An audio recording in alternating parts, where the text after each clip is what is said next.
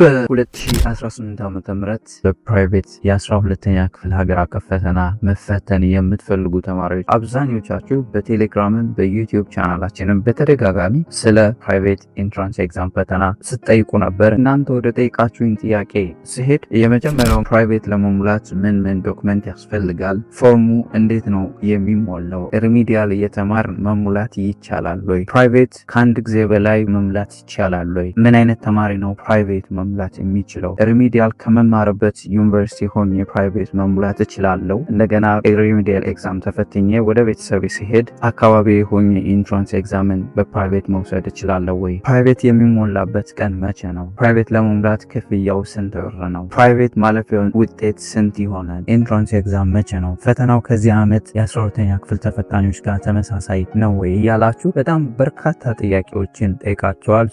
ዛሬ እናንተ ከጠየቃችሁኝ ጥያቄ በመነሳት የ2018 ዓ.ም ኢንትራንስ ኤግዛም በፕራይቬት ለምትፈተኑ ተማሪዎች በሙሉ ዲቴል የሆነ ማብራሪያ ሼር አደርጋችኋለሁ። እስከ መጨረሻው ድረስ አብራችሁን ቆዩ። ከመጀመራችን በፊት ግን ሰላም እንዴት ናችሁ? ከዚህ በፊት ለማታውቁኝ እንዴ መርጋ ባላለው በሚስራ ዩኒቨርሲቲ አስተማሪ ነኝ። በትርፍ ሰዓቴ ደግሞ ልክ እንደዚህ አይነት ተማሪዎችን ይጠቅማሉ የምላቸውን ኮንተንቶች በዚህ ዩቲዩብ ቻናል ክሬት አደርጋለሁ።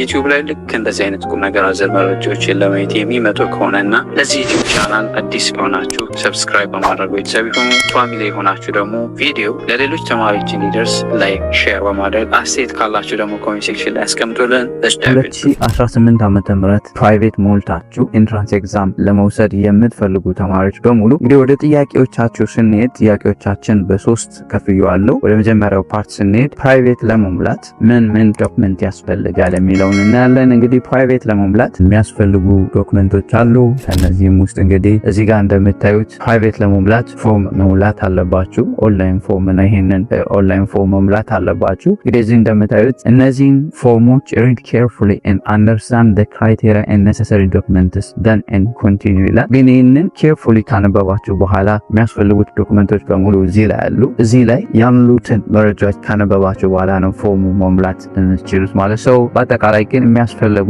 ዶክመንቶች ከዚህ በፊት የነበራችሁ ስትፈተኑ የነበራችሁ አድሚሽን ካርድ፣ የተፈተናችሁበት ኤግዛሚኔሽን ይር፣ የቅርብ ጊዜ ፎቶግራፍ እና ፉል ኔም በጣም ያስፈልጋል። አፕላይ ለማድረግ የሚያስፈልግ ክፍያ ለእሱም መክፈል ይጠበቅባቸዋል እና ከዚህ በፊት ኤንትራንስ ኤግዛም ማለፊያ ውጤት ያላመጣችሁ መሆን አለባችሁ ማለት ነው አፕላይ ለማድረግ ማለት ነው። እንዴት ነው የሚሞላው የሚለውን ለማየት እንግዲህ ስቴፖቹ እዚህ ጋር አሉላችሁ። ስቴፑ ቀኑ ሲደርስ እኔ ያንድን ሰምፕል ተማሪ ፈቃደኛ የሆነን ተማሪ በመሙላት በቪዲዮ መልክ ሰራላችኋለሁ። እስከዛው ግን ስቴፑን እያንዳንዱን ስቴፕ የምትፈልጉ ከሆነ ከዚህ በፊት የነበረ ፎርም ነው፣ እሱን የቴሌግራም ቻናል ላይ አስቀምጥላችኋለሁ። ፎርሙን እስከዛ የሚያስፈልጉ ዶክመንቶችን ዲቴል ማንበብ ትችላላችሁ። የቴሌግራም ቻናል ሊንክ ዲስክሪፕሽን ላይ ታገኙታላችሁ። ጆይን በማድረግ እነዚህን ዶክመንቶች ማግኘት ትችላላችሁ።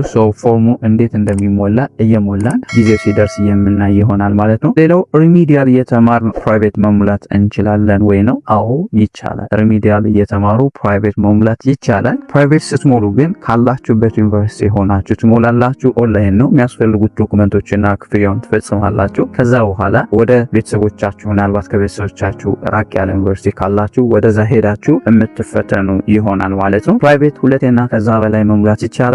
አዎ ይቻላል። እስካሁን ስፔሲፋይ ተደርጎ እዚህ ጋር ሪኳየርመንት ዶክመንቶቹ ላይ ክራይቴሪያዎቹ ላይ ምንም ስቴት የሚያደርግ ነገር የለም። ይቻላል ነው። ምን አይነት ተማሪ ነው ፕራይቬት መሙላት የሚችለው? እንግዲህ ፓስ ማርክ ያላመጣ ወይም 300 እና ከዚያ በላይ ያላመጣ ተማሪ ብቻ ነው ፕራይቬት መሙላት የሚችለው። ማለፊያ ውጤት ያመጣ ተማሪ ፕራይቬት መሙላት አይችልም። ሪሚዲያል ከመማርበት ቦታ ሆኜ ፕራይቬት መሙላት እችላለሁ ወይ? ከዛ በኋላ ሪሚዲያል ኤግዛም ከተፈተንኩ በኋላ እንደገና ወደ አካባቢ ሄጄ ኢንትራንስ ኤግዛም ፕራይቬት ኢንትራንስ ኤግዛም መፈተን እችላለሁ? አዎ ይቻላል። ሌላውና እንግዲህ ወደ ሁለተኛው ፖይንት ስንሄድ ፕራይቬት የሚሞላበት ቀን መቼ ነው? ፕራይቬት ሲሞላ ልክ እንደዚህ ቴሌግራም ላይ ከዚህ በፊት የ2017 ፕራይቬት ኢንትራንስ ኤግዛም ማስታወቂያ ትምህርት ሚኒስቴር ያወጣው ነው።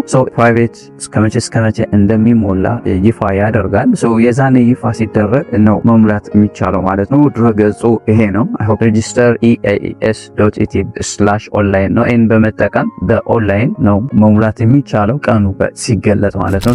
የዛኔ የተከታተልነኛ ቀኑን በቴሌግራምን በዩቲዩብ ቻናላችንን ሼር የምናደርጋችሁ ይሆናል። እስካሁን ቤተሰብ ያልሆናችሁ ሰብስክራይብ በማድረግ በዚህ አጋጣሚ ቤተሰብ ይሁኑ። ክፍያው ስንት ብር ነው ይላል። ክፍያው እንግዲህ እስካሁን ስቴት የተደረገው ክፍያው የሚፈጸመው በቴሌብር ነው። በቴሌብር ብቻ ነው የሚፈጸመው ክፍያውም 750 ብር ነው አምና የነበረው። አሁን አይዶን ነው ግን 750 ብር ይሆናል ብዬ አስባለሁ። ከዛ ከፍ ካለም ያው ጊዜው ሲደርስ ቼክ የምናደርገው ይሆናል። ግን ክፍያው በቴሌብር ነው የሚፈጸመው። ፕላስ ቱዛት ደግሞ 750 ብር ይሆናል ብለን ኤክስፔክት እናደርጋለን ማለት ነው። ሌላውና ወደ ሶስተኛው ፖይንት ስንሄድ የፕራይቬት ማለፊያ ነጥብ ስንት ይሆናል ይላል። እንግዲህ እስካሁን ከነበረው ማንኛውም ተማሪ ኤንትራንስ ኤግዛም ተፈትኖ ግማሽና ከዚያ በላይ ያመጣ በቀጥታ ፍሬሽማንን ጆይን ማድረግ ይችላል ነው የሚለው። እንግዲህ አዲስ ነገር ካለ የምናይ ይሆናል። ኤንትራንስ ኤግዛም መቼ ነው ለሚለው ጥያቄ ደግሞ እንግዲህ ከዚህ በፊት የ2018 ዓ.ም ኤንትራንስ ኤግዛም እና ኤንትራንስ ኤግዛም ኮንተንትን በተመለከተ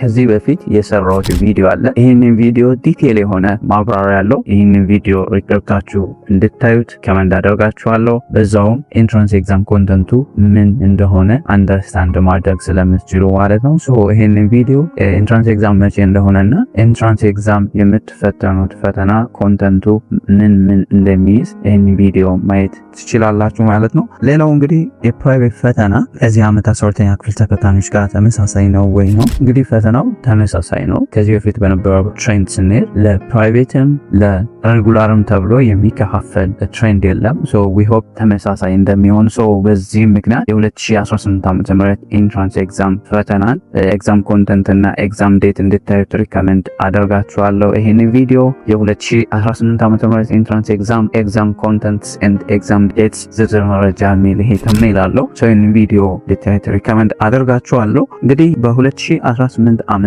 በፕራይቬት ኢንትራንስ ኤግዛም ለመፈተን ያሰባችሁና እቅዱ ያላችሁ እየተዘጋጃችሁ ያላችሁ ተማሪዎች እንግዲህ ፕራይቬት ፎርም የሚሞላበት ቀን ይፋ ሲደረግ እንደተለመደው በቴሌግራም ቻናላችንም በዩቲዩብ ቻናላችንም እየተከታተል የምናሳውቃችሁ ይሆናል ማለት ነው። ሰው በአጠቃላይ ግን ከዚህ በፊት ቴሌግራም ላይ ባስቀመጥኩት ፑል መሰረት በ2018 ዓ.ም ኢንትራንስ ኤግዛም ፕራይቬት ሞልታችሁ መፈተን የምትፈልጉ ተማሪዎች ስለ ፕራይቬት ማወቅ የምትፈልጉትን መረጃ በሙሉ እዚህ ኮሜንት ሴክሽን ላይ አስቀምጦልኝ ጠቅለል አድርጌ መረጃ ሰጣችኋለሁ ባልኩት መሰረት ግን እነዚህ በርካታ ጥያቄዎች ተጠይቀዋል።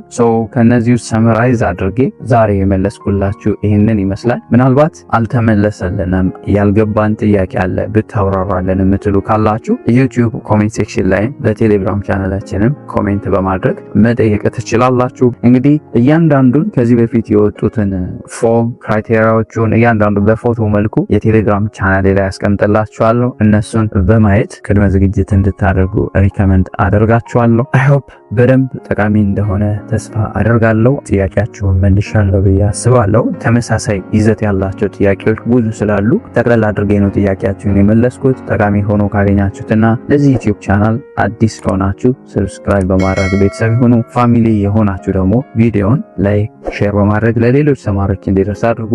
አስተያየት ካላችሁ ደግሞ ኮሜንት ሴክሽን ላይ አስቀምጡልን። በሌላ ጠቃሚ ቪዲዮ እስክንገናኝ ለሀገራችን ሰላም፣ ፍቅር፣ አንድነት ይስጠን። ፒስ